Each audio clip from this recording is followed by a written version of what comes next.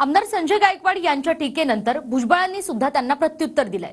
तुम्ही असलेल्या शिवसेनेच्या इन्स्टिट्यूटचा मी सिनियर प्रोफेसर आहे असं भुजबळ म्हणालेत।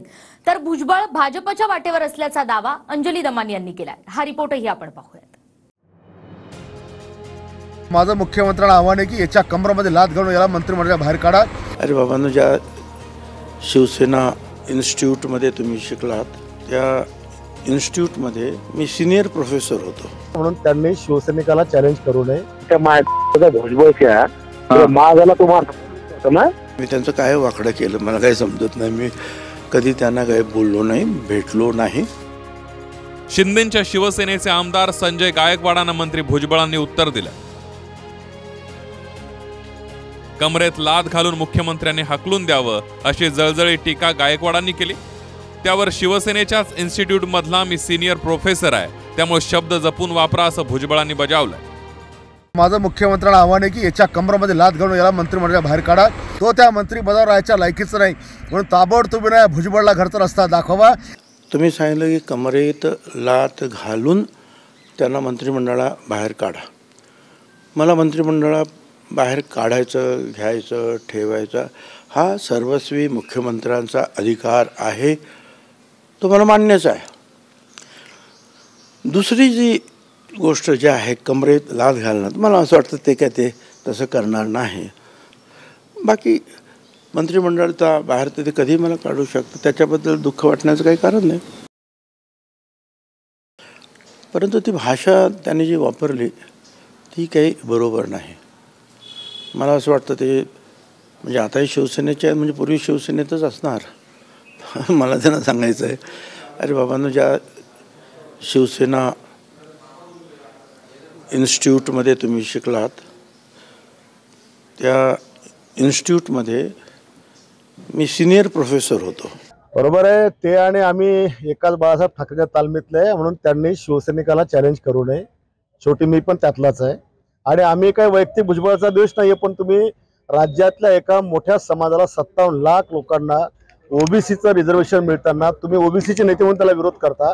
आमचा विरोध त्या ठिकाणी आहे। मनोज जरांगे पाटील आणि आरक्षणाच्या सगळे सोयऱ्यांच्या अधिसूचनेवरून भुजबळ सरकारवरच तुटून पडले। त्यानंतर गायकवाडांची भाषा घसरली आणि संसदीय शब्द तोंडातून गायब झाले।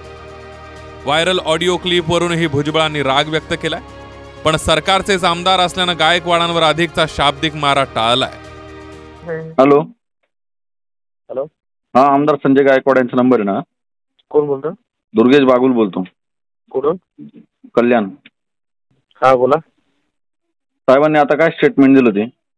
दिलं ना त्या माझ्या भुजबळच्या माझ्याला तुम्हाला समजूत करतो ना, त्याचे मी गाठ कापणार, त्याचे जिब्बी कापणार म्हणायचं आलं साहेब। तुम्ही ऐका हो साहेब, ऐका कार्यकर्ते, कळलं का? कळलं का? त्याचं आणि त्या आमदार संजय गायकवाडचं जे काहीतरी संभाषण ते मी पाहिलं, आणि त्याच्यामध्ये भयंकर वाईट वाईट शिव्या देण्याचा कार्यक्रम त्यांनी केला। तर मी त्यांचं काय वाकडं केलं मला काही समजत नाही। मी कधी त्यांना काही बोललो नाही, भेटलो नाही, पण ठीक आहे, त्यांची संस्कृती त्यांच्या भाषेत। भुजबळांची मराठ्यांच्या कुणबी आरक्षणावरून भूमिका पाहता शिंदेचे आमदार संजय गायकवाड आणि संजय शिरसाट यांनी भुजबळांचा राजीनामा मागितला। तर इकडे अंजली दमानिया यांनी नेहमीप्रमाणे आपल्या ट्विटनं खळबळ उडवली आहे। भुजबळ भाजपच्या वाटेवर। एकेकाळी भुजबळांच्या भ्रष्टाचाराविरोधात जनहित याचिका करणारा भाजप त्यांना मोठा ओबीसी नेता बनवणार, अशा भ्रष्ट माणसांना मोठं करणार। राजकारणासाठी कुठे फेडाल हे पाप। भुजबळांना भाजप हे ओबीसी फेस बनवणार आहेत, म्हणजे फक्त राज्यातच नाही तर देशभरात त्यांना ओबीसी फेस म्हणून प्रोजेक्ट करणार आहेत।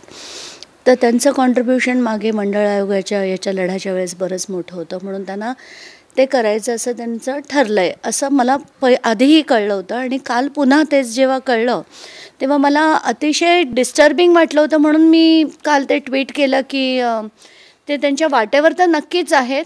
त्यांनाही काय माहिती कुठून मिळाली आणि काय त्या म्हणाल्या, मला काय कल्पना नाही का म्हणाल्या त्या, पण ठीक आहे। आता त्या म्हणाल्या तर असलं काहीही प्रपोजल माझ्याकडे नाही। पक्षात काय घुसमट आहे? पक्षामध्ये मी मंत्री आहे. माझ्या विरुद्ध कोणी काही अजून तरी काही बोललेलं नाही. मी जी काही करतो त्याबद्दल अजितदादाने सुद्धा सांगितलं की बा ते ओबीसीचं काम करतात, त्यांना तो हक्क आहे. भाजपनंही दमानियांचा दावा फेटाळलाय. आमच्या पक्षाचे निर्णय दमानिया करत नाहीत असा टोला फडणवीसांनी लगावला. पहिल्यांदा तर आमच्या पक्षाचे निर्णय आम्ही करतो, आमच्या पक्षाचे निर्णय अंजली दमानिया करत नाहीत. अलीकडच्या काळात मला असं वाटतं की अंजली दमानिया या सुप्रियाताईंच्या जास्त संपर्कात आहेत, त्यामुळे ते अशा प्रकारचे ट्विट करत असतील. पण भुजबळ साहेब त्यांच्या पक्षात आहे, आम्ही आमच्या पक्षात आहे. पॉलिटिकल हॅपनिंगवर ट्विट करून राजकीय स्फोट करण्यात दमानिया माहीर आहेत. याआधी 12 एप्रिलला त्यांनी अजित पवारांबद्दल ट्विट करत ते भाजपसोबत जाणार असल्याचा दावा केला होता. आज मंत्रालयात कामानिमित्त गेले होते. तिथे एका व्यक्तीने मला थांबवलं आणि एक गमतीशीर माहिती त्यांनी दिली. त्यांच्या म्हणण्याप्रमाणे 15 आमदार बाद होणार आहेत आणि अजित पवार भाजपसोबत जाणार आहेत. तेही लवकरच. बघू आणि किती दुर्दशा होते महाराष्ट्राच्या राजकारणाची.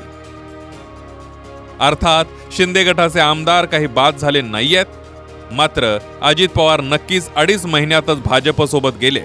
आता भुजबळ भाजपसोबत येणार असं नवं ट्विट दमानिया यांनी केलेलं आहे. नाशिकहून चंदन पुजाधिकारीसह ब्युरो रिपोर्ट TV9 मराठी.